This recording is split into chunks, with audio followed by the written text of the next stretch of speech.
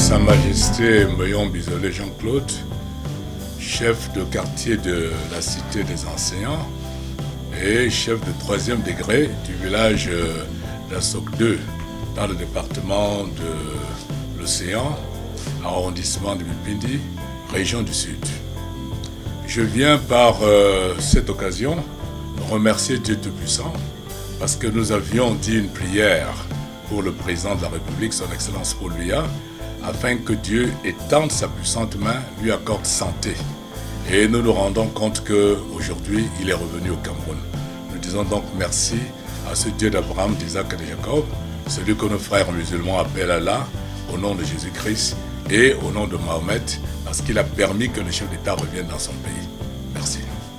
Nous avons préparé, sans que nous attendions à ce qu'il arrive aujourd'hui, ces 16 points en son honneur, en son hommage. Nous allons donc lire ces 16 points, point par point. Nous avons appelé ces 16 points les 16 de son Excellence Paul Biya. Ces 16-là sont donc constitués de 16 points, chacun avec un titre. Le premier titre, c'est le sacrifice ultime. Son Excellence Paul Biya, lors du coup d'État manqué du 6 avril 1984, vous avez décidé de vous rendre au mutin afin d'épargner les vies des Camerounais. N'eût été votre garde rapprochée, vous l'auriez fait. Quelle grandeur d'âme, quel amour pour votre patrie. Le deuxième point, pour le libéralisme communautaire. Ceci est votre idéologie, mise à la disposition des Camerounais pour le développement de leur pays. Le troisième point, le multipartisme. Afin de permettre une grande ouverture politique au Cameroun, vous avez prévenu les militants de votre grand parti, le RDPC, de l'arrivée du multipartisme. Aujourd'hui, le Cameroun compte plus de 300 partis politiques, grâce à vous. Vous écoutez vos compatriotes. Le quatrième point, la démocratie. Lors d'une interview en Europe, vous avez déclaré dans les locaux d'une chaîne de télévision qui vous avait posé la question, je cite, « Comment aimeriez-vous que l'on se rappelât de vous ?» Vous avez répondu, je cite, « Comme celui qui aura apporté la démocratie et le développement dans son pays. » En retour, le Cameroun connaît la démocratie la plus active au monde. La preuve, la liberté d'expression est plus grande au Cameroun que nulle part ailleurs. Les chaînes de télévision camerounaises et les réseaux sociaux en disent long. Merci pour cette démocratie. Vous n'êtes pas un suiviste. Alors qu'une vague de conférences nationales s'abattait sur l'Afrique, vous avez tout simplement déclaré, je cite, « La conférence nationale est sans objet au Cameroun. » Des années après, ces conférences nationales se sont avérées inutiles partout où elles se sont déroulées. Le sixième point. Pour sauver les vies des Camerounais, vous faites toujours le meilleur choix. Quand il s'est agi de récupérer Bakassi, deux choix se sont présentés. La guerre ou le dialogue. Vous avez choisi le dialogue avec le Nigeria. Vous aviez choisi l'usage du droit international. Vous avez pu ainsi récupérer Bakassi sans effusion de sang. Meilleur choix. Quand il s'est agi de Boko Haram, vous lui avez déclaré la guerre. C'était la seule option. Aujourd'hui, nos forces armées ont pratiquement vaincu Boko Haram. Meilleur choix. Mais quant aux Nozo, vous faites usage de la force pour protéger les vies des Camerounais et du dialogue pour amener les Camerounais militants de la sécession. Cette habilité à la combinaison de solutions est l'expression de votre grande expérience de vie et de sagesse. Le septième point, le néo-panafricanisme. Kwame Nkrumah, le président ghanéen, est considéré comme étant le père du panafricanisme. Il a été suivi par le leader Mohamed Kadhafi. Leurs actions n'ont pas été suivies par les autres chefs d'État qui, légitimement, ont eu peur pour leur vie. Il faut noter que le panafricanisme est une idéologie qui a pour but l'éveil des consciences africaines afin que les Africains s'approprient l'Afrique. Puis un jour, un leader politique eut le courage de déclarer devant les Occidentaux et chez les Occidentaux, je cite, « Le Cameroun n'est la chasse gardée de personne. » Ce leader politique, c'est vous. Vous avez, en le déclarant, sémé l'espoir dans l'esprit des Africains. Les résultats sont là. Le Mali, le Burkina Faso, le Niger suivent vos pas. Vous êtes donc le père du néo-panafricanisme, car vous avez ressuscité le panafricanisme. Le néo-panafricanisme est cette idéologie qui a pour but l'éveil des consciences africaines afin que les Africains s'approprient l'Afrique grâce à leurs inventivités, créativité, scientifique et technologique et d'innovation. Car aucun réel développement ne peut se faire sans cette base. Le 8e point. Vous êtes passé de la parole à l'acte. En refusant de reconnaître ou de reconduire le pacte qui faisait de toutes les richesses du sous-sol camerounais les biens de la France, vous avez prouvé que vous êtes vraiment un néo-panafricaniste. Vous avez remis par là toutes les richesses camerounaises aux Camerounais, faisant ainsi preuve de grande détermination. Ceci est une grande innovation. Le 9e point. Le Cameroun est la chasse gardée de qui que ce soit, l'ouverture.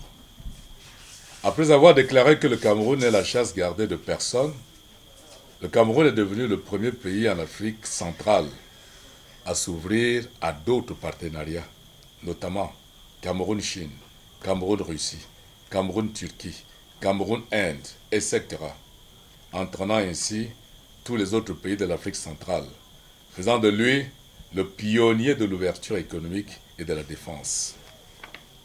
Le 10e point. De la recherche. Lors de l'apparition du Covid-19 en 2020, vous avez encouragé les Camerounais à trouver des solutions endogènes à leurs problèmes, ouvrant ainsi la porte à la nouvelle race de Camerounais dont nous avons besoin pour atteindre l'émergence en 2035. La race des inventeurs et des découvreurs en sciences et en technologie. 11e point. Le profil du Camerounais dont nous avons besoin aujourd'hui. Le profil du Camerounais dont nous avons besoin aujourd'hui. Nous avons besoin à présent, pour notre développement, des Camerounais de bonne utilité et non de mauvaise utilité. Un Camerounais sera de bonne utilité s'il peut présenter au moins une grande invention, découverte scientifique ou technologique, pouvant faire l'objet d'une grande industrialisation, créant de la richesse au Cameroun. La race de Camerounais qui passe son temps à bavarder, à critiquer, sans produire une grande invention ou grande découverte scientifique ou technologique, ne devra plus être un modèle pour notre jeunesse. Cette race est stérile d'inventivité, de créativité, scientifique ou technologique. Elle n'apporte rien au Cameroun ou à l'Afrique. 12e point, la CAN. Avec vous, le Cameroun est le 2e pays africain le plus titré.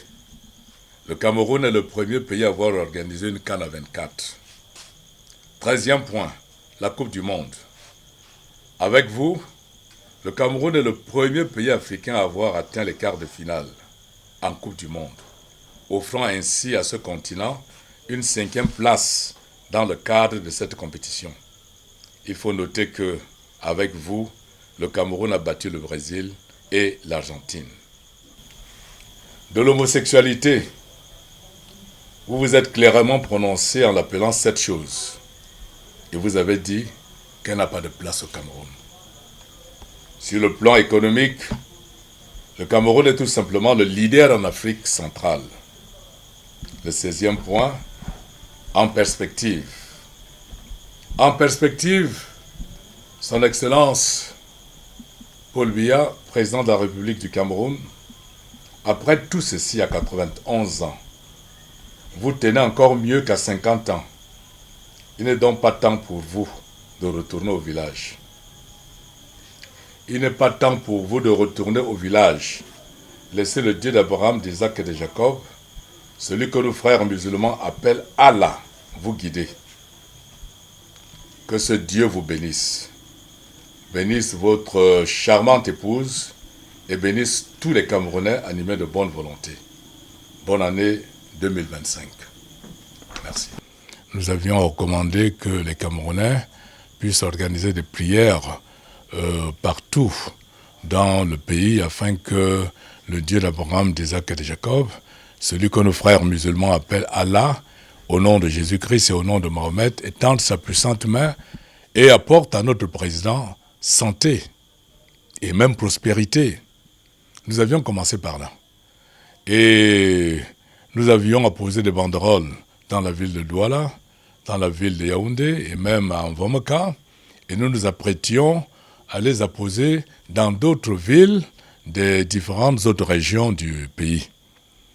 Et entre-temps, il nous est venu en esprit de pouvoir mettre en exergue les bienfaits de notre président. Il ne faut pas tout simplement demander des prières sans dire ce qu'il a pu faire pour notre pays. Et nous avons pensé que nous pouvions résumer ça en quelques points, et cela a donc été fait en 16 points. C'est la raison pour laquelle nous avons appelé cela les 16 points de son Excellence Paul Biya. Ces points mettent en exergue son action, son activité, afin que le Cameroun soit ce qu'il est aujourd'hui. Nous sommes leaders en Afrique centrale, comme je l'ai dit là. Et quand vous allez voir en ce qui concerne les libertés, la démocratie, la liberté d'expression au Cameroun est la plus grande. Elle est la plus forte. Quand vous nous comparez à d'autres pays, vous allez vous rendre compte qu'au Cameroun, nous avons une liberté d'expression la plus grande. Et donc, ce n'est pas une affaire d'opportunité. Nous avions déjà apprêté ces 16 points depuis et nous comptions les lire devant la nation comme nous le faisons en ce moment. Et il était arrivé que le président, ce même jour, se retrouve au Cameroun. Donc, c'est tout simplement une coïncidence. Mais nous avions déjà préparé ces 16 points. Déjà, il faut remercier Dieu, le Dieu d'Abraham, le Dieu d'Isaac et le Dieu de Jacob. Vous savez, ce n'était pas facile. Lorsque des centaines de personnes, voire des milliers, souhaitent votre mort, et que, comme ça, tout ce qui était pratiquement déjà abattu, fort de ces messages-là, le revoient comme ça apparaître. C'est assez fort comme événement. C'est assez fort comme événement. Donc, je voudrais remercier Dieu Tout-Puissant, qui a pu donc sauver la vie de son Excellence Paul Biya. Nous ne savons pas qu'est-ce qui en était, puisque nous n'avions pas d'informations réelles là-dessus. Était-il malade, ne l'était-il pas? Mais nous avions prié pour qu'il retrouve sa santé. On a besoin de sa santé n'importe quand. Nous l'avons fait et nous disons merci à Dieu qui a bien voulu écouter nos prières. Le peuple camerounais est un peuple éclairé. Nous avons quelques personnes qui se font de l'argent parce que vous savez, aujourd'hui, le président de la République est devenu un fonds de commerce. Il est devenu un fonds de commerce. Si vous voulez être riche, vous mal parlez de lui. C'est ce qui se passe aujourd'hui. Nous disons que ce n'est pas une bonne manière de se faire de l'argent. Ce n'est pas une bonne manière, c'est pas digne de faire cela. Il faut gagner de l'argent propre, non pas de l'argent sale. Ça, c'est de l'argent sale. C'est vraiment de l'argent sale. Donc, je convie les Camerounais à ne pas suivre cette voie-là. Les Camerounais sont de bons travailleurs, des gens qui travaillent durement pour gagner leur vie. Et cette race de Camerounais qui gagnent leur vie à travers des mensonges, eh bien, il ne faudrait pas qu'elles continuent dans cette voie. Il faudrait qu'elles viennent retrousser les manches et travaillent comme tous les autres Camerounais, au lieu de se faire de l'argent sur des mensonges. Je pense que c'est le message que je pourrais éventuellement donné à tous les Camerounais. Il faut croire en Dieu, il faut persévérer. Vous avez vu, nous avons prié et le président de la République est là. Dès lors où nous prions, je vous avais dit en préambule à la première constitution du Cameroun, il est dit le peuple camerounais remet son sort entre les mains de Dieu Tout-Puissant. Vous avez vu, la situation était difficile. Nous avons remis le sort du Cameroun entre les mains de Dieu Tout-Puissant et le président est revenu. Merci à tous les Camerounais qui ont prié pour cela.